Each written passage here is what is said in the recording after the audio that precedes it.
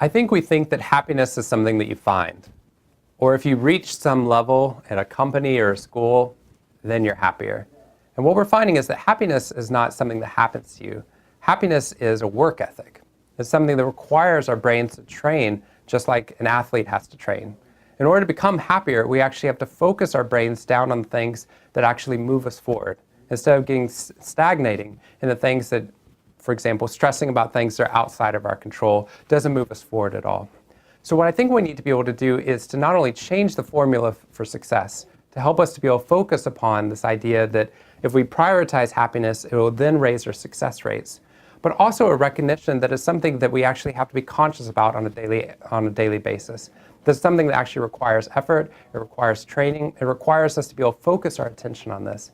And if we do so, I think the thing that we oftentimes think is that if people get happy, they'll stop working hard, or that happy people are unintelligent. And what we're finding is just the opposite. I think it's the most counterintuitive thing we found, which is happiness actually raises an individual's intelligence and their success rates. We find that that the happy people aren't always the smartest people. We know that I've met tons of people that are very successful and not happy, and people that are extremely intelligent and not happy. So we might assume that those two things are divorced, but now what we really realize in the science is that both of those individuals are actually underperforming what their brain is actually capable of.